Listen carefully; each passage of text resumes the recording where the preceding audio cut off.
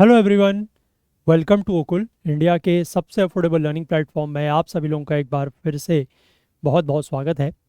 26 अक्टूबर 2024 Saturday यानी शनिवार का दिन और इंडियन एक्सप्रेस न्यूज़ एनालिसिस की आईना सीरीज लेकर मैं शांतनु सनवाल एक बार फिर से आपके सामने हाजिर हूँ। तो चलिए शुरू करते हैं।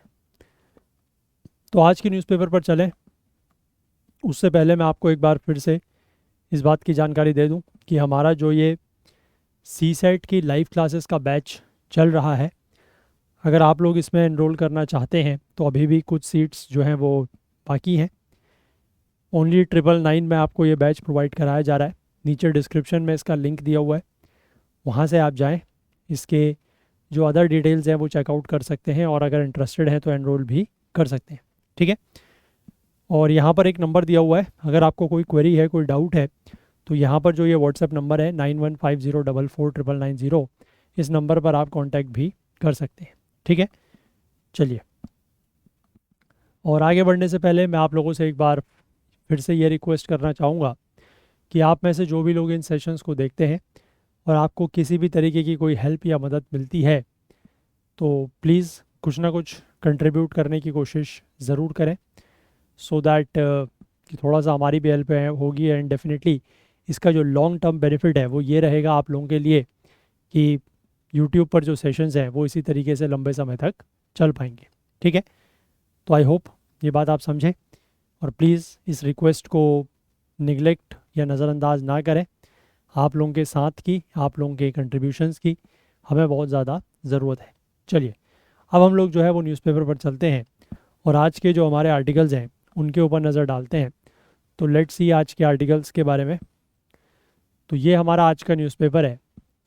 मैंने आपको कल भी बताया था कि भारत और चाइना के बीच में जो डिसंगेजमेंट या को लेकर जो ये हुआ है एग्रीमेंट, तो यहाँ पर ये लिखा गया है कि अलोंग दी LAC यानी कि जो लाइन ऑफ एक्चुअल कंट्रोल है उसके अलोंग लद्दाख में डिसंगेजमेंट जो है वो 2 पॉइंट्स पर शुरू हो चुका है और इस महीने के अंत तक वहाँ पर डिसंगेजमेंट जो है वो पूरा हो जाएगा। ठीक है, ऐसा यहाँ पर बताया जा रहा है। और दोनों ही तरफ के जो ट्रूप्स हैं वो अप्रैल 2020 से पहले की जो पोजीशन थी उस पर वापस आ जाएंगे। ठीक है, चलो इसके बाद आगे बढ़ते हैं। यहाँ पर जर्मन चांसलर जो है दैट इज़ ओलाफ शॉल्ज, ये इंडिया आए हुए हैं और यहाँ पर इन्होंने ये बात कही है कि जो नंबर ऑफ़ वीज़ाज़ हैं, ठीक है, स्किल्ड इंडियंस के लिए जो नंबर ऑफ़ वीज़ाज़ हैं उसकी संख्या को बढ़ा के 20,000 से 90,000 पर ईयर कर दिया जाएगा। तो इस बात का स्वागत यहाँ पर किया गया है। ठीक है, चलो इसके बाद और आगे देखते हैं। बीच के पेजेस में ऐसा कोई ख़ास न्यूज़ नहीं है, मैं आपको सीधा एक्सप्लेन पेज पर लेके चलता हूँ। वहाँ पर हमें 2 आर्टिकल्स देखने हैं।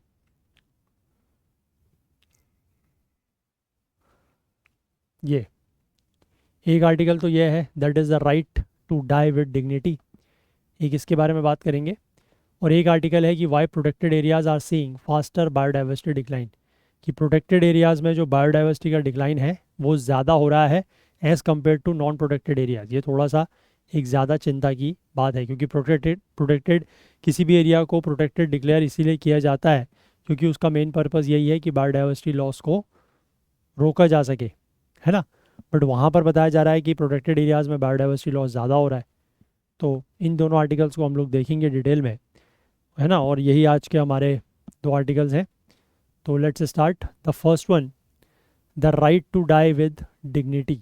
अब ये क्या है देखिए, यहाँ पर सबसे पहले ये लिखा है कि पिछले महीने के अंत में ministry of health and family welfare, स्वास्थ्य एवं परिवार कल्याण मंत्रालय, इसने ड्राफ्ट गाइडलाइंस जारी की हैं for the withdrawal of life support of in terminally ill patients to operationalize the Supreme Court's 2018 and 2023 orders on the right to die with dignity for all Indians।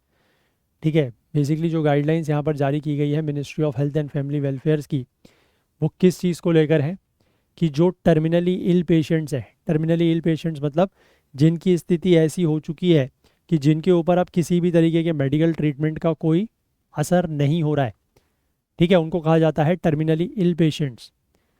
तो उनमें जो लाइफ सपोर्ट सिस्टम्स का use किया जाता है, ठीक है, जैसे मतलब किसी व्यक्ति के ऊपर किसी मेडिकल ट्रीटमेंट का असर अब नहीं हो रहा है तो उसको आपने देखा होगा कि जनरली वेंटिलेटर वगैरह में रखा जाता है ना। तो वेंटिलेटर जो है एज आ लाइफ सपोर्ट सिस्टम, तो उसके विड्रॉवल को लेकर यहाँ पर बात की गई है। और ऐसा किया कि मतलब इसको लेकर सुप्रीम कोर्ट ने 2018 में एक गाइडलाइंस बनाई थी, है ना। और मतलब सुप्रीम कोर्ट का ऑर्डर था, उसके बाद गाइडलाइंस यहाँ पर बनी थी, और 2023 के ऑर्डर के बाद गाइडलाइंस को थोड़ा सा मॉडिफाई किया गया था। ठीक है, तो यहाँ पर ड्राफ्ट गाइडलाइंस यहाँ पर फिर से ministry of health and family welfare ने जारी की है। अब the guidelines provide a pathway for the state governments and the hospitals to put in place key mechanisms required by the supreme court's order.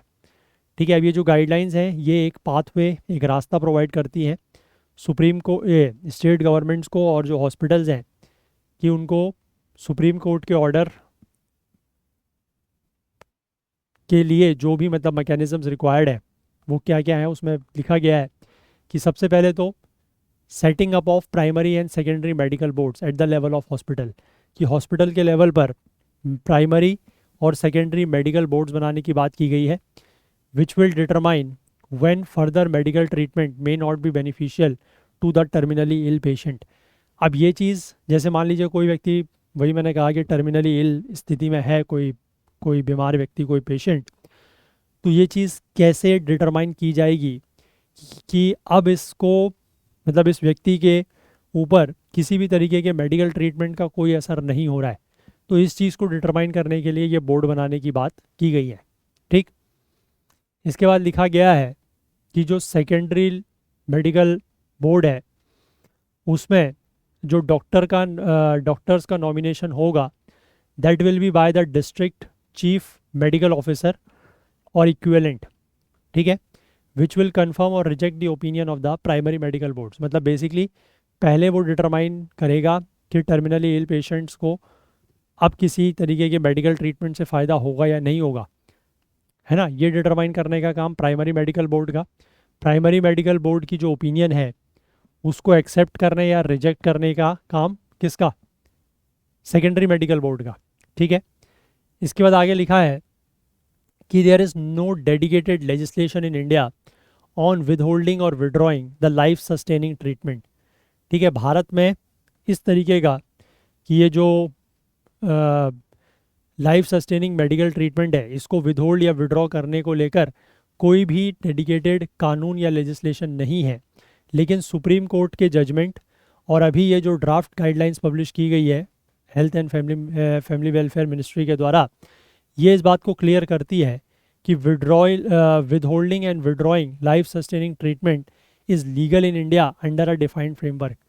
तो उससे ये बात क्लियर हो जाती है कि लाइफ सस्टेनिंग ट्रीटमेंट को विदहोल्ड करना या विड्रॉ करना ये भारत में लीगल है। हालांकि इसको लेकर कोई डेडिकेटेड लॉ नहीं है, लेकिन सुप्रीम कोर्ट के फैसले और इस तरीके के जो गाइडलाइंस यहाँ पर जारी की गई हैं उनसे ये चीज़ क्लियर हो जाती है कि भारत में ऐसा करना लीगल है। ठीक, अब आगे देखिए कि what is meant by withholding और विड्रॉइंग लाइफ सस्टेनिंग ट्रीटमेंट, कि लाइफ सस्टेनिंग ट्रीटमेंट को विदहोल्ड करना या विड्रॉ करना इसका क्या मतलब है।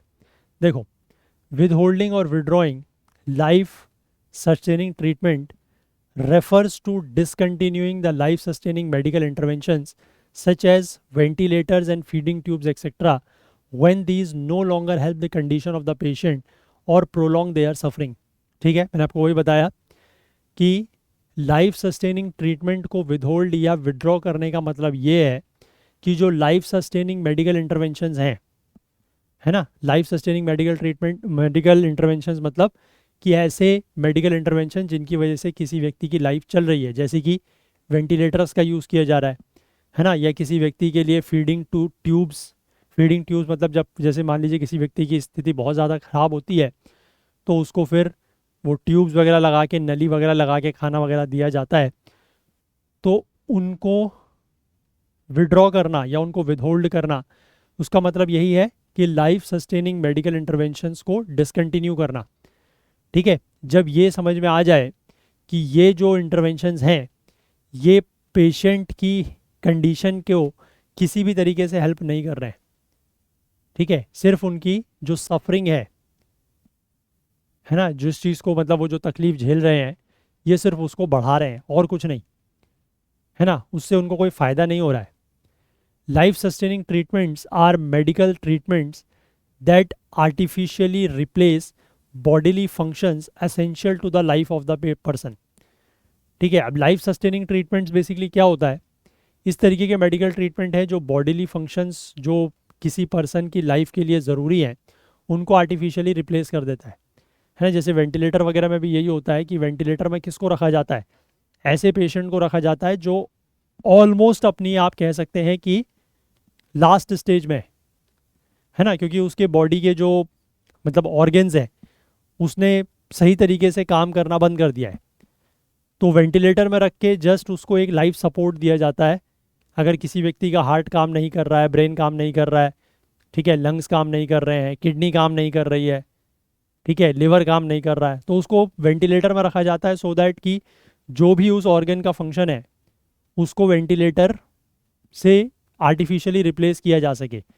और जस्ट उस व्यक्ति का जो शरीर है वो जस्ट मतलब आप ये कहिए कि वेंटिलेटर के भरोसे या वेंटिलेटर के बेसिस पर वो चल रहा है। जैसे ही आप ऐसे व्यक्ति में होता क्या है जनरली कि जैसे ही आप वेंटिलेटर हटाते हैं उस व्यक्ति की डेथ हो जाती है, ऐसा होता है। ठीक है, तो यही चीज़ यहाँ पर लिखी है। These interventions are withheld or withdrawn with the intention of providing comfort care, allowing the underlying illness to take its course while providing symptomatic relief. अब यहाँ पर ये जो इंटरवेंशंस हैं मतलब इस तरीके के जो ट्रीटमेंट्स दिए जाते हैं है ना, ये कौन से लाइफ सस्टेनिंग ट्रीटमेंट्स, इनको विदहेल्ड किया जाता है या विड्रॉ किया जाता है। और उसको विड्रॉ करने या विदहोल्ड करने के पीछे इंटेंशन क्या है, कंफर्ट केयर प्रोवाइड करना। क्योंकि देखो, जो व्यक्ति आप ये समझो कि जिसके ऑर्गन्स काम नहीं कर रहे हैं आप उसको किसी तरीके से वेंटिलेटर के थ्रू बस ये एक तरीके से कहने की कोशिश कर रहे हो कि ये व्यक्ति जो है वो जिंदा है, बट अदरवाइज वो अगर वेंटिलेटर जैसी स्थिति में पहुंच गया है और उसका शरीर या उसकी जो सेहत है if it is not recovering, अगर वो रिकवर नहीं कर रही है तो फिर मतलब एक तो ये होता है कि आपने मतलब किसी व्यक्ति की स्थिति ऐसी है कि ख़राब है ना, उसके जो ऑर्गन्स हैं वो थोड़ा बहुत काम नहीं कर रहे हैं, उसको वेंटिलेटर सपोर्ट दिया, लाइफ सपोर्ट दिया, तो धीमे धीमे वो ऑर्गन्स रिवाइव होने शुरू हो जाए, वो तो अच्छी बात है। तो वो व्यक्ति जो है कुछ समय के बाद थोड़ा ठीक हो जाएगा, फिर उसको लाइफ सपोर्ट की ज़रूरत नहीं पड़ेगी, उसके ऑर्गन्स खुद ब खुद काम करने लगेंगे।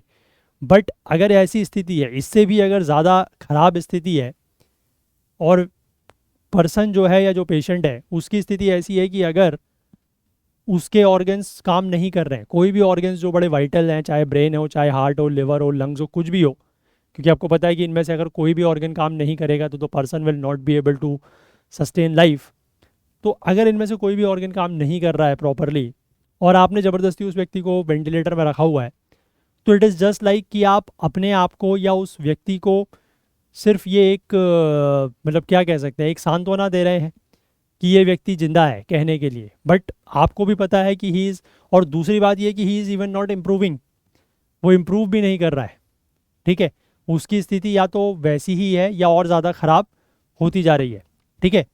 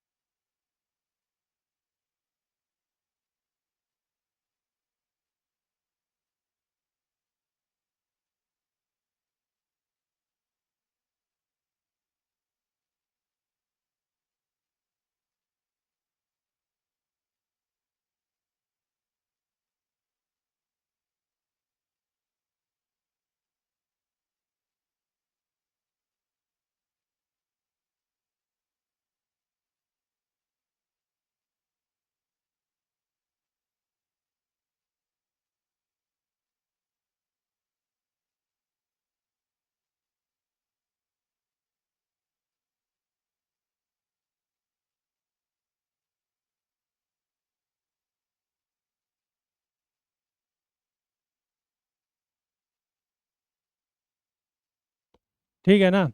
और जैसे ही हमने विड्रॉ किया तो उसका मतलब वही है कि आप व्यक्ति को उसके जिस हाल में वो है, मतलब नेचुरल कोर्स में, उस हाल में उसको छोड़ रहे हैं। ऐसा नहीं कि उसका आपने इलाज करना बंद कर दिया है, इलाज कर रहे हैं, बट उस तरीके के लाइफ सस्टेनिंग ट्रीटमेंट्स उसको नहीं दे रहे हैं। ठीक है, तो मतलब उसके हिसाब से अकॉर्डिंगली अब वो व्यक्ति जितना चलेगा चलेगा, नहीं चलेगा फिर डेथ हो जाएगी उसकी, वो अलग चीज़ है। बट ज़बरदस्ती उसकी लाइफ को आप खींच नहीं रहे हैं। इट्स, क्योंकि वेंटिलेटर वगैरह में लाइफ सपोर्ट सिस्टम देने में it's just like you are extending the person life, और कुछ नहीं है, इट्स नथिंग लाइक दैट। ठीक है। और आज की डेट में तो प्राइवेट हॉस्पिटल्स वगैरह में ये चीज़ ज़बरदस्ती इसलिए की जाती है सो दैट कि उनका मोटा बिल बनता है, दैट्स इट।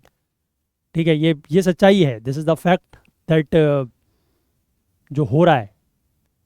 ठीक है, चलो आगे देखें।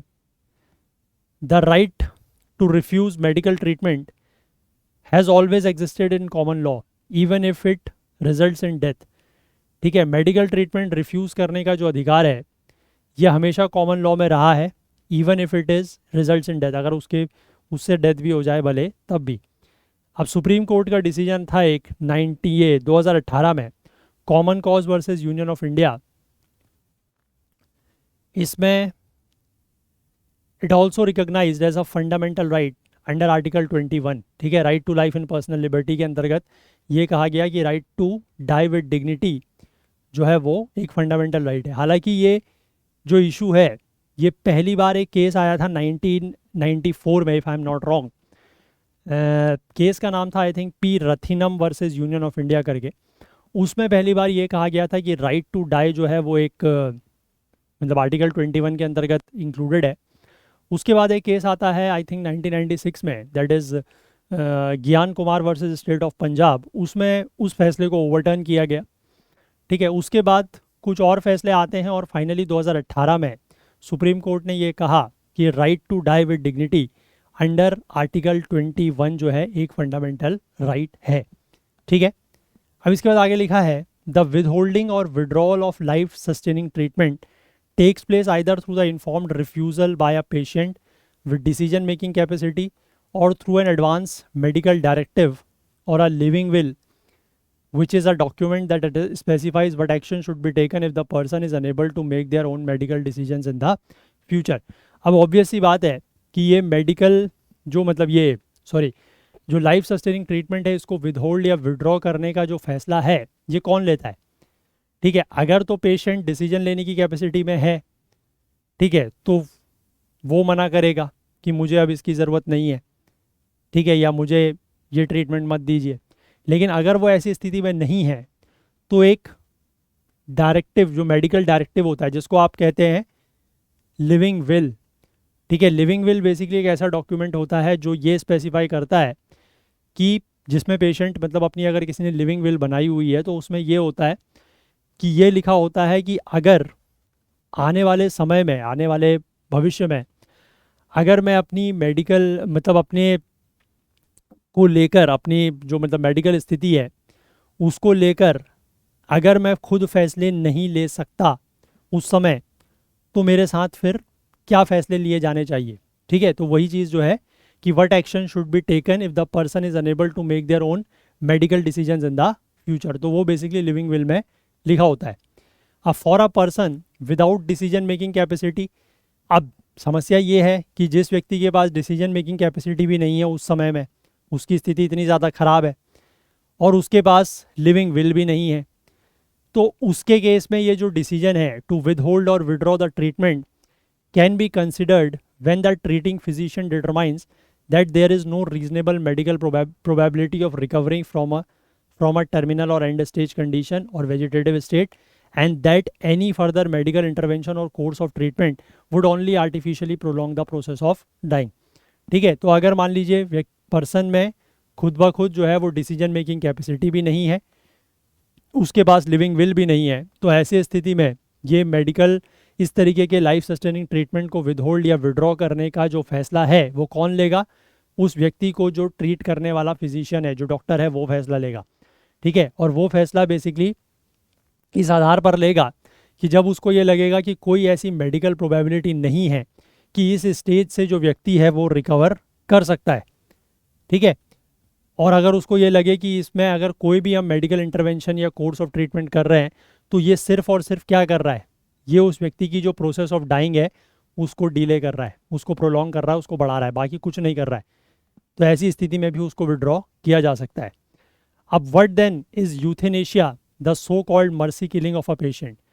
तो अगला सवाल ये आता है कि यूथेनेशिया एक टर्म आप लोगों ने शायद सुना होगा कि यूथेनेशिया या जिसको मर्सी किलिंग कहते हैं वो क्या होती है। तो euthanasia is the intentional killing of a terminally ill patient by the doctor for the good of the patient. ठीक है। यूथेनेशिया का मतलब होता है कि जो टर्मिनली इल पेशेंट है, टर्मिनली इल पेशेंट मतलब वही हो गया जिसकी स्थिति बिल्कुल ख़त्म है, बिल्कुल ख़राब स्थिति में है, उसको इंटेंशनली किल करना, उसको जानबूझ के मारना बाय द डॉक्टर, और ऐसा किया जा रहा है for the good of the patient, patient के भले के लिए। ठीक है। अब ये जो यहाँ पर एक एक्सप्रेशन और है दैट इज पैसिव यूथेनेशिया, ये ऑफन भारत में इस्तेमाल किया जाता है in India to refer to the withholding और withdrawal of life sustaining treatment, कि लाइफ सस्टेनिंग ट्रीटमेंट को विदहोल्ड और विड्रॉल करने के लिए ये टर्म यूज़ किया जाता है that is passive euthanasia. The use of this term is one of the major reasons for the misconception and apprehension towards the idea of the right to die with dignity. अब इस term का जो इस्तेमाल किया जाता है यही एक मुख्य कारण है कि जिसकी वजह से ऐसा भ्रम पैदा होता है ना, या आशंकाएं पैदा होती हैं ये जो right to die with dignity का आइडिया है उसके तरफ। अब देखो यहाँ पर आईसीएमआर का 2018 की डेफिनेशंस है, ग्लॉसरी ऑफ डेफिनेशंस, उसमें डेमोन्स्ट्रेट किया गया है कि passive euthanasia is miss interpreted and does not have social acceptability, कि ये जो टर्म है दैट इज पैसिव यूथेनेशिया इसको मिस इंटरप्रेट किया गया है और इसकी सामाजिक एक्सेप्टेबिलिटी नहीं है। ठीक है। समाज में इस टर्म को या इस कंसेप्ट को एक्सेप्ट नहीं किया जाता। द विदहोल्डिंग और withdrawal of life sustaining treatment also includes do not attempt resuscitation orders. ठीक है। जो लाइफ सस्टेनिंग ट्रीटमेंट का विड्रॉवल और विदहोल्डिंग है उसमें ये भी एक चीज़ आती है that is do not attempt resuscitation orders. अब ये क्या होता है, दी orders is issued by the treating physician. पहली बात तो यह है इन ऑर्डर्स को जो भी उस व्यक्ति को डॉक्टर ट्रीट कर रहा है उसके द्वारा ये ऑर्डर जारी किए जाते हैं। Who is well versed with the medical condition of the patient, और ऑब्वियस सी बात है कि जो डॉक्टर उस व्यक्ति को ट्रीट कर रहा है काफ़ी लंबे समय से कर रहा होगा, तो वो डॉक्टर जो है उस व्यक्ति की कंडीशन को समझता है।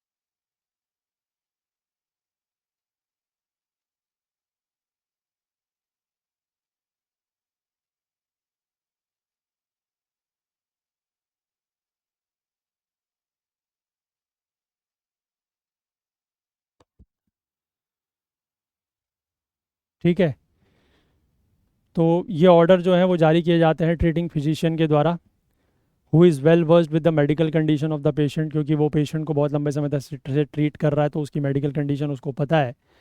और फैसला लिया जाता है in consultation with the patient. अब पेशेंट से जनरली वैसे यहाँ पर लिखा हुआ है, बट मुझे इस बात का सेंस समझ में नहीं आता। टर्मिनली इल पेशेंट कहाँ से अपने बारे में फैसला करेगा भाई? हैं, उसकी हालत ऐसी है कि वो मतलब उसको लाइफ सपोर्ट सिस्टम पे देने पड़ रहा है वो, मतलब ये मुझे ये थोड़ा सा बात इलॉजिकल लग रही है ना। अब आप इसमें कुछ अगर कहना चाहें तो बताइएगा। हर जगह ये लिखा हुआ है, जैसे ऊपर भी लिखा था कि वो पेशेंट खुद को लेकर फैसला देगा। अरे कहाँ से देगा भाई? उसकी स्थिति, वो टर्मिनली इल कंडीशन में है, उसकी स्थिति ऐसी है कि उसको लाइफ सपोर्ट सिस्टम देना पड़ रहा है, वो खुद को लेकर फैसला कहाँ से देगा? कहाँ से देगा? उसकी, इसका मतलब ऐसी तो स्थिति है ही नहीं, है ना। लेकिन फिर भी अब है लिखा हुआ तो देखो, in consultation with the patient, patient की कंसल्टेशन से, या फिर उसकी जो फैमिली या सरोगेट डिसीजन मेकर हैं उनके फैसले। हाँ, ये समझ में आता है कि फैमिली वालों से पूछ के फैसला ले सकते हैं, या जो और सरोगेट डिसीजन मेकर हैं उनसे फैसला ले सकते हैं। वो अभी क्या है आगे वो समझ में आएगा, है ना, वो समझ में आता है। बट पेशेंट खुद को लेकर फैसला कहाँ से लेगा भाई? आगे लिखा है कि it is crucial to note that when a do not attempt resuscitation order is in place, every effort should be made to continue treating the underlying condition of the patient. ठीक है, पेशेंट को जो बीमारी है ऐसे समय पर उसको ट्रीट ज़रूर किया जाता है, लेकिन the order is limited to not initiating resuscitation efforts. Resuscitation efforts नहीं किए जाते। रिससिटेशन एफर्ट्स का मतलब होता है व्यक्ति को पुनर्जीवित करना। ठीक है, तो उसको पुनर्जीवित करने के प्रयास नहीं किए जाते। हाँ, लेकिन जो उसको बीमारी है, ऐसा नहीं कि जो बीमारी उसको है उसको भी ट्रीट नहीं किया जाएगा, वो बीमारी ट्रीट की जाएगी, लेकिन उसको पुनर्जीवित करने के प्रयास नहीं किए जाते। ठीक है, रिससिटेशन का मतलब होता है ये। इसके बाद आगे लिखा है, इज होल्डिंग और withdrawing treatment akin to giving up on the patient, कि अगर ट्रीटमेंट को विदहोल्ड करना या विड्रॉ करना, क्या ये इसका मतलब ये है कि पेशेंट के ऊपर गिव अप कर दिया गया है? तो विदहोल्डिंग और withdrawing life sustaining treatment does not mean that the doctor is abandoning the patient. तो पेशेंट को अबेंडन कर दिया डॉक्टर के द्वारा, ऐसा नहीं है। It is about recognising when medical interventions are no longer beneficial. ठीक है, इसका मतलब ये होता है, ये रिकॉग्नाइज करना कि मेडिकल इंटरवेंशंस जो हैं वो बेनिफिशियल नहीं है, and will only lead to the prolongation of suffering, है ना। और इससे क्या होगा कि सिर्फ और सिर्फ जो व्यक्ति की पीड़ा है, जो उसका दर्द है, जो उसकी सफरिंग है, वो और ज़्यादा आगे खींची जाएगी, बस उसका ड्यूरेशन बढ़ेगा। विदहोल्डिंग और withdrawal will lead to palliative care aimed at managing pain and suffering to ensure that the patient is made as comfortable as possible. तो विदहोल्डिंग और विड्रॉवल से सिर्फ पैलिएटिव, मतलब it will lead to palliative care, इससे palliative care की तरफ हम जाएंगे। पैलिएटिव केयर का मतलब वही होता है कि जो व्यक्ति टर्मिनली इल कंडीशन में है उसकी जितनी केयर की जा सकती है वो की जाए, है ना। उसमें पेशेंट का जो पेन है, जो सफरिंग है, उसको मैनेज किया जाएगा। ये इंश्योर किया जाएगा कि जो पेशेंट है उसको जितना कंफर्टेबल किया जा सके वो किया जाए, बस। ठीक है, in fact it is the current practice of discharge against medical advice that causes more suffering. तो अभी आज के समय में एक करंट प्रैक्टिस चल रही है, that is discharge against medical advice. इसका मतलब ये होता है कि मेडिकल एडवाइस के अगेंस्ट डिस्चार्ज हो जाना, मतलब हॉस्पिटल से चले जाना, इससे ज़्यादा सफरिंग हो रही है। Doctors practice it under the mistaken belief that they can not withhold और withdraw life sustaining treatment. As a result patients are left to die without appropriate care which adds to their suffering and the emotional distress of care givers. ठीक है, तो इसमें basically होता क्या है कि doctors इस चीज़ को क्यों प्रैक्टिस कर रहे हैं? क्योंकि उनको एक मिस्टेकन बिलीफ है, मतलब उनको एक गलत धारणा बनी हुई है कि वो लाइफ सस्टेनिंग ट्रीटमेंट को विदहोल्ड या विड्रॉ नहीं कर सकते। तो ऐसा इसके वजह से as a result of it patients को जो है वो विदाउट अप्रोप्रिएट केयर छोड़ दिया जाता है लेफ्ट टू डाई, मरने के लिए, जिससे उनकी सफरिंग और ज़्यादा बढ़ती है और जो केयर गिवर्स हैं, मतलब जो उनको केयर दे रहे हैं, उनका इमोशनल डिस्ट्रेस भी बढ़ता है। अब how is a living will drawn up and how does it work? अब ये लिविंग विल के बारे में बात की गई है। इसमें लिखा है कि right to die with dignity को एनफोर्स करने के लिए सुप्रीम कोर्ट ने अपने 2018 के जजमेंट में फ्रेमवर्क ले डाउन किया था for making advance medical directives और लिविंग विल्स। तो लिविंग विल्स का जो कंसेप्ट है वो यहाँ से आया है, 2018 का जो सुप्रीम कोर्ट का जजमेंट है वहाँ से। हालांकि ये प्रोसेस जो है वो कॉम्प्लेक्स है और इसको थोड़ा सा सिंप्लीफाई किया गया है 2023 के जजमेंट में। Just like wills on how one's property is to be distributed, generally जो विल या वसीयत होती है उसमें क्या होता है कि कोई व्यक्ति अपने प्रॉपर्टी वगैरह के बारे में लिखता है कि मेरे इतने बच्चे हैं और मेरी इतनी प्रॉपर्टी है, तो मेरी ये प्रॉपर्टी उसको मिलेगी, ये प्रॉपर्टी उसको मिलेगी, है ना। विल या वसीयत में यही होता है। तो लिविंग विल जो है वो ऐसे रिटन डॉक्यूमेंट्स होते हैं जिसको 18 साल से ऊपर का व्यक्ति, है ना, जिसमें डिसीजन मेकिंग कैपेसिटी है, वो अपनी विल एक्सप्रेस करता है कि on how they would wish to be treated if they lose such capacity, कि अगर उस व्यक्ति की डिसीजन मेकिंग कैपेसिटी खत्म हो जाती है तो उसके साथ मेडिकली ट्रीटेड किस तरीके से किया जाना चाहिए, ऐसा उसमें लिखा होता है। The document should detail at least 2 surrogate decision makers, है ना। उस डॉक्यूमेंट में कम से कम 2 सरोगेट डिसीजन मेकर्स की डिटेल भी होनी चाहिए। अब ये सरोगेट डिसीजन मेकर्स कौन होंगे? Any one of whom the person trust, जिसको भी वो व्यक्ति जिसके ऊपर भरोसा करता होगा, फैमिली के हो सकते हैं, पड़ोसी हो सकते हैं, उनका नाम भी इसमें होना चाहिए। Who can make decisions on behalf of the person if they loose decision making capacity, अगर व्यक्ति की डिसीजन मेकिंग कैपेसिटी खत्म हो जाती है ना, जिस समय वो बीमार है, तो उस समय ये लोग जो है वो उस पर्सन के बिहाफ में डिसीजन ले सकते हैं। अब ये डॉक्यूमेंट जो है वो लीगल बन जाता है जब इसको एग्जीक्यूटर और 2 विटनेसेस के प्रेजेंस में साइन किया जाता है और नोटरी या गेजेटेड ऑफिसर के सामने इसको अटेस्ट कर दिया जाता है उसके द्वारा, तो it becomes a legal document. अब what is the medical procedure for withholding और withdrawing life sustaining treatment that is laid down by the SC and affirmed by the guidelines. तो मेडिकल प्रोसीजर इसको लेकर क्या है? तो लीगल फ्रेमवर्क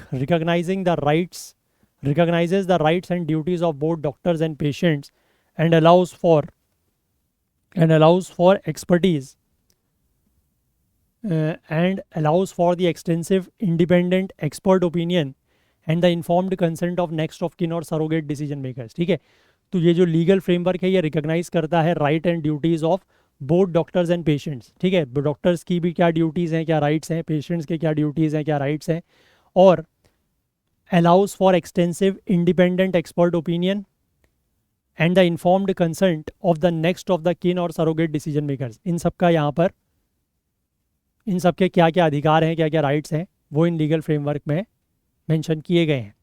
तो सबसे पहले तो मैंने आपको जो शुरुआत में बताया वही चीज़ यहाँ पर भी लिखी है कि ट्रीटिंग हॉस्पिटल जो है वो एक प्राइमरी मेडिकल बोर्ड बनाता है ना, उसको बनाना होगा मतलब पेशेंट की कंडीशन को एसेस करने के लिए, और वो रिकमेंड करेगा द अप्रोप्रिएटनेस ऑफ विदहोल्डिंग और विड्रॉइंग लाइफ सस्टेनिंग ट्रीटमेंट, कि ये जो लाइफ सस्टेनिंग ट्रीटमेंट है उसको विदहोल्ड करना या विड्रॉ करना कितना अप्रोप्रिएट होगा, उसको ये रिकमेंड करेगा। ठीक है, अब इस बोर्ड में कौन कौन होगा? जो ट्रीटिंग डॉक्टर है, मतलब जो उस व्यक्ति को, उस पेशेंट को ट्रीट कर रहा है, वो 2 सब्जेक्ट मैटर एक्सपर्ट्स जिनमें कम से कम 5 साल का अनुभव या एक्सपीरियंस हो।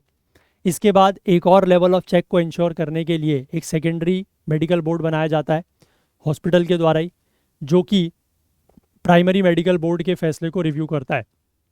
सेकेंडरी मेडिकल बोर्ड में एक रजिस्टर्ड मेडिकल प्रैक्टिशनर होगा which who is appointed by the district chief medical officer, और 2 सब्जेक्ट मैटर एक्सपर्ट होंगे जिनका 5 साल का एक्सपीरियंस होगा। और ये सारे के सारे जो मेंबर्स हैं सेकेंडरी मेडिकल बोर्ड के, ये प्राइमरी मेडिकल बोर्ड के मेंबर से अलग होंगे। ठीक, the persons nominated by the patient in the advance medical directive और surrogate decision makers where there is no directive must consent to the withholding और withdrawal of treatment. ठीक है, मतलब ये जो व्यक्ति है, जो मैंने आपको बताया ना कि जिसका नाम ये इसमें दिया हुआ है विल में, लिविंग विल में, या जो सरोगेट डिसीजन मेकर है, उसकी भी कंसेंट जो है इस बारे में होनी चाहिए। The hospital must notified decisions on withholding और withdrawing life sustaining treatment to the local judicial magistrate, और पेशेंट को लेकर जो भी फैसला लिया गया है ना, ये लाइफ सस्टेनिंग ट्रीटमेंट को विदहोल्ड या विड्रॉ करने को लेकर, हॉस्पिटल को वो डिसीजंस नोटिफाई करने होंगे लोकल जुडिशियल मजिस्ट्रेट को। ठीक है, will doctors be required to play God? तो no, making assessments about the appropriateness of medical treatment is a routine part of medical practice and the ethical responsibility of the doctors. ठीक है, कि medical treatment की appropriateness को assess करना ये medical practice का एक रूटीन पार्ट है और डॉक्टर्स की एथिकल रिस्पॉन्सिबिलिटी भी है. In any case the procedure envisages shared decision making which requires the treating team, the family and surrogate decision makers to agree jointly to withdraw or withhold life sustaining treatment. तो ये shared decision making होती है, किसी एक का फैसला नहीं है. ठीक है, जो ट्रीटिंग डॉक्टर्स हैं, जो फैमिली वाले हैं उस व्यक्ति के या उसके जो सरोगेट डिसीजन मेकर्स हैं, उन सबका ये शेयर्ड डिसीजन होता है. This protects doctors, advances the autonomy of patients, accounts for the wishes of the near and dear ones and provide legal clarity. ठीक है, तो इससे क्या है कि डॉक्टर, मतलब ये पूरा का पूरा जो जिम्मेदारी है वो डॉक्टर के ऊपर नहीं आती है कि डॉक्टर ने अपनी मर्जी से जो है ये ट्रीटमेंट विड्रॉ कर लिया. साथ ही साथ पेशेंट की ऑटोनॉमी भी यहाँ पर आ रही है, क्योंकि पेशेंट ने ही उस लिविंग विल में उन लोगों के बारे में जो उसके डिसीजन मेकर्स हैं, सरोगेट डिसीजन मेकर्स, उनके बारे में दिया है ना. फिर जो नियर एंड डियर वंस हैं, उनकी जो इच्छा है उसका भी यहाँ पर, मतलब उनकी इच्छा भी तो आ रही है, क्योंकि वो भी अपना कंसर्न दे रहे हैं. और ये एक लीगल क्लैरिटी भी प्रोवाइड करता है. ठीक है, तो यहाँ पर शेयर्ड डिसीजन मेकिंग की बात की गई है. ये किसी का इंडिविजुअल फैसला जो है वो नहीं होता है. ठीक है, आई होप बात समझ गए आप. इसको आप हेल्थ इशू में ले सकते हैं, है ना. वैसे तो खैर ये लॉ का मामला है, बट हेल्थ इशू में आप ले सकते हैं. ठीक है, आई होप आप बात समझ गए. चलो इसके बाद आगे बढ़ें. ये तो एनवायरनमेंट की ही खबर है. इसमें लिखा है कि why protected areas are seeing faster biodiversity decline. Protected areas में बायोडाइवर्सिटी डिक्लाइन तेज़ी से क्यों हो रहा है? Biodiversity is declining more quickly inside key protected areas than outside them. एक नई स्टडी में ये बात सामने आई है. The findings which raises questions about the ongoing conservation practices suggest that merely designating more areas as protected will not automatically result in better outcomes for biodiversity. ठीक है, तो ये फाइंडिंग जो है वो सवाल खड़े कर रही है ऑनगोइंग कंजर्वेशन प्रैक्टिसेस को लेकर. और इसमें ये सजेस्ट किया गया है कि अगर आप ज़्यादा से ज़्यादा एरियाज़ को प्रोटेक्टेड डेजिग्नेट करते हो तो इससे ऑटोमेटिकली ऐसा नहीं होगा कि बायोडाइवर्सिटी के लिए बेटर आउटकम आने लगेगा. ऐसा नहीं होगा, क्योंकि ये चीज़ देखने को मिल रही है कि प्रोटेक्टेड एरियाज़ में बायोडाइवर्सिटी का डिक्लाइन जो है वो ज़्यादा हो रहा है. इस एनालिसिस को कैरी आउट किया गया है natural history museum based in London के द्वारा. अब इस स्टडी में क्या पाया गया, देखो. जो रिसर्चर्स इस स्टडी में इन्वॉल्व थे, उन्होंने बायोडाइवर्सिटी इंटेक्टनेस इंडेक्स को एग्जामिन किया है, जो एस्टिमेट करता है कि how much of a region's natural biodiversity is still left on an average. ठीक है, ये जो एक इंडेक्स है ये एस्टिमेट करता है कि किसी भी रीजन की जो नेचुरल बायोडाइवर्सिटी है वो अभी भी कितनी बची हुई है, कितनी इंटैक्ट है. अब इन्होंने ये पाया कि the index has decreased bye 1.88 percentage points globally. पूरे के पूरे दुनिया की अगर हम बात करें तो 2020 से लेकर 2000 से लेकर 2020 के बीच में ये जो इंडेक्स है ये 1.88 परसेंटेज कम हुआ है. रिसर्चर्स ने यहाँ पर यह भी क्लेम किया है कि जो क्रिटिकल बायोडाइवर्सिटी एरियाज़ हैं, that is ecosystem and areas such as wetlands, जो बायोडाइवर्सिटी के लिए बहुत ज़्यादा क्रूशियल हैं, उनमें से 22% जो है वो प्रोटेक्टेड हैं. और उन्होंने ये पाया कि इन क्रिटिकल एरियाज़ में से जो प्रोटेक्टेड नहीं हैं वहाँ पर बायोडाइवर्सिटी का डिक्लाइन हुआ है 1.9 परसेंटेज पॉइंट्स 2000 से लेकर 2020 के बीच में. और with in the areas that were protected, और ऐसे एरियाज जो प्रोटेक्टेड हैं वहाँ पर जो डिक्लाइन है वो ज़्यादा है, दैट इज़ 2.1 परसेंटेज पॉइंट्स का. ठीक है, समझ रहे हो. तो बायोडाइवर्सिटी का डिक्लाइन कहाँ पर ज़्यादा है? प्रोटेक्टेड एरियाज़ के अंदर. अब ये डिक्लाइन क्यों हो रहा है? तो इसका जो एक प्राइमरी रीज़न बताया है कि that many of the protected areas are not designed to safeguard the whole ecosystem but only certain species. कि जो प्रोटेक्टेड एरियाज होते हैं ना, उनका डिज़ाइन ऐसा नहीं होता कि वो पूरे के पूरे इकोसिस्टम को सेफगार्ड करें, बल्कि ऐसा होता है कि वो कुछ सर्टेन स्पीशीज़ को ही सेफगार्ड कर सकते हैं. This means that complete biodiversity intactness is not a priority. तो उस पर यह पता लगता है कि जो कंप्लीट बायोडाइवर्सिटी इंटेक्टनेस है वो एक प्रायोरिटी नहीं है, क्योंकि सिर्फ एक स्पीशीज़ को सेफगार्ड करने का काम वहाँ पर किया जा रहा है। रिसर्चर्स का ये भी कहना है कि that these areas could have already been witnessing degradation. हो सकता है कि कुछ ऐसे एरियाज हों जहाँ पर ऑलरेडी डिग्रेडेशन हो रहा है, which is why they were declared protected in the first place. अब उन एरियाज़ को अगर प्रोटेक्टेड डिक्लेयर किया गया है तो मतलब वहाँ पर कुछ ना कुछ तो कमी होगी। They pointed out that region specific analysis is required to determine why these landscapes are deteriorating. ठीक है, तो उन्होंने कहा है कि रीजन स्पेसिफिक एनालिसिस करने की ज़रूरत है, ये डिटरमाइन करने के लिए, ये पता लगाने के लिए कि क्यों ये लैंडस्केप्स जो हैं वो डिटोरिएट हो रहे हैं। इसके बाद प्रोटेक्टेड एरियाज़ को जो एक और ख़तरा है वो है oil, gas and mining concessions. जो सरकार के द्वारा लैंड ग्रांट की जा रही है टू कंपनीज़ जो एक्सप्लोर करते हैं या प्रोड्यूस करते हैं ऑयल, नेचुरल गैस और बाकी हाइड्रोकार्बन्स, उसकी वजह से। जैसे यहाँ पर इन्होंने एग्जांपल दिया है कि मोर देन 65% ऑफ कनकोआटी दाउली national park which is one of the most biodiverse protected areas in the Republic of Congo, इसका 65% जो है वो ऑयल और गैस कंसेशंस की वजह से ऑक्यूपाइड है। तो इसकी वजह से भी खतरा हो रहा है, इस तरीके का भी खतरा रहता है। इसके बाद climate crisis that also has a role to play. Researchers का कहना है कि जो मोर फ्रीक्वेंट और इंटेंस ड्रॉट्स या वाइल्ड फायर्स हो रही हैं, इसकी वजह से भी प्रोटेक्टेड एरियाज़ जो हैं वो प्रभावित हो रहे हैं। एग्जाम्पल के तौर पे several of Australia's national parks, Australia के कई सारे जो नेशनल पार्क्स हैं ये स्ट्रिंजेंटली प्रोटेक्टेड हैं बाय द अथॉरिटीज़, है ना। मतलब जिनको प्रोटेक्ट, वहाँ की जो अथॉरिटीज़ हैं वो बहुत ज़्यादा स्ट्रिक्टली प्रोटेक्ट करती हैं। ये 2019 की वाइल्ड फायर्स में भी बहुत ज़्यादा डिस्ट्रॉय हुए हैं। इसके बाद यहाँ पर लिखा है कि the protections in place are not stringent enough, कि जो प्रोटेक्शंस दिए जा रहे हैं वो बहुत ज़्यादा स्ट्रिक्ट नहीं है।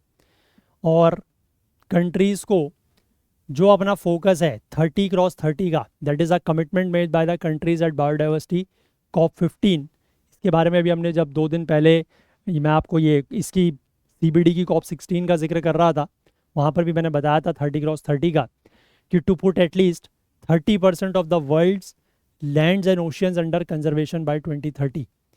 ठीक है, तो इसको नहीं छोड़ना है, इसकी बात का यहाँ पर कर रहे हैं। They just need to bring more into it and pay more attention to actually conserving the land which provides those ecosystem services। ठीक है, तो इसको छोड़ना नहीं है और इसके ऊपर ज़्यादा अटेंशन देने की ज़रूरत है कि इन लैंड्स को एक्चुअली कंजर्व करना है जो उनको इस तरीके की इकोसिस्टम सर्विसेज प्रोवाइड कर रही हैं। अदरवाइज़ अगर मतलब ये जो प्रोटेक्टेड एरियाज़ है उनके अंदर अगर बायोडाइवर्सिटी लॉस ज़्यादा होने लगे तो फिर ये तो खतरा है। ठीक है, समझ रहे हैं बात। चलिए, इसको आप लोग एनवायरनमेंट में ले लीजिएगा, GS पेपर 3 में। तो जाने से पहले मैं आप लोगों को एक बात ये भी बता दूं कि आप में से जो भी लोग 2025 के प्रीलिम्स को टारगेट कर रहे हैं, तो आप लोगों के पास इस तरीके की एक टेस्ट सीरीज़ जो है वो डेफिनेटली होनी चाहिए। General studies current affairs CSET only at 849 rupees, total 91 test. तो आप में से जो भी लोग इंटरेस्टेड हैं वो इसमें इनरोल ज़रूर करें, है ना। इसके बाद अगर आप जनरल स्टडीज़ और करंट अफेयर्स की लेना चाहते हैं तो ओनली एट 699 मिल जाएगी। अगर सिर्फ जनरल स्टडीज़ की लेना चाहते हैं तो 449 में मिल जाएगी सब्जेक्ट वाइज। अगर करंट अफेयर्स की लेना चाहते हैं तो जनवरी 2024 से लेकर अप्रैल 2025 तक के कुल 16 महीने के करंट अफेयर्स आपको टेस्ट सीरीज़ के रूप में मिलते हैं 299 में। और CSET के अगर आप 10 फुल लेंथ टेस्ट लेना चाहते हैं तो वो आपको 249 में मिल जाएंगे। तो ये सारे के सारे ऑप्शंस अवेलेबल हैं, आप इनमें से जिसमें भी चाहें एनरोल कर सकते हैं। ये सभी हमारे ऐप और वेबसाइट में लिस्टेड है। अगर किसी को भी लेकर कोई क्वेरी या डाउट है तो यहाँ पर जो ये व्हाट्सएप नंबर है इस पर आप कांटेक्ट कर सकते हैं। बाकी आप हमारे ऐप को प्ले स्टोर से ज़रूर डाउनलोड करें। अगर आपने किसी भी वीडियो कोर्स में हमारे एनरोल किया हुआ है तो आप ऐप के थ्रू वीडियोज़ को डाउनलोड करके बाद में ऑफलाइन भी देख सकते हैं। जाने से पहले मैं एक बार फिर से आप लोगों से रिक्वेस्ट करना चाहूँगा कि आप में से जो भी लोग इन सेशंस को देखते हैं, आपको किसी भी तरीके की हेल्प होती है तो प्लीज़ कुछ ना कुछ कंट्रीब्यूट करने की कोशिश ज़रूर करें, सो दैट कि थोड़ा सा हमारी भी हेल्प होगी और डेफिनेटली आपको इसका लॉन्ग टर्म बेनिफिट मिलेगा कि सेशंस यूट्यूब पर ज़्यादा लंबे समय तक चल पाएंगे। तो चलिए, अगर आपको आज का सेशन पसंद आया तो लाइक ज़रूर करें, ज़्यादा से ज़्यादा शेयर करें। आपकी जो भी क्वेरीज़ हैं, जो डाउट्स हैं, वो आप कमेंट कर सकते हैं। कोई और सजेशंस, फीडबैक देना चाहें तो वो भी ज़रूर बताएं। चैनल को आपने सब्सक्राइब नहीं किया है तो ज़रूर करें। बेल आइकन प्रेस करना ना भूलें ताकि वीडियोस की नोटिफिकेशन आपको ऑन टाइम मिल सके। अपना प्यार, अपना सहयोग वो भी हमारे साथ बनाए रखें। हाईलाइटेड आर्टिकल्स आपको करंट अफेयर्स ओकुल टेलीग्राम चैनल पर मिल जाएंगे, जिसका लिंक नीचे डिस्क्रिप्शन में दिया हुआ है, या फिर आप इसको करंट अफेयर्स ओकुल सर्च करके भी ज्वाइन कर सकते हैं, या इस QR कोड को स्कैन करके भी ज्वाइन कर सकते हैं। तो चलिए आज के लिए इतना ही रखते हैं। अब कल तो ऐसा संडे है, अब हम लोग मोस्ट प्रोबेबली मंडे को मिलेंगे। तो तब तक के लिए अपना बहुत बहुत ध्यान रखें। Please do take care of yourself. Thank you. Have a nice day. Bye bye.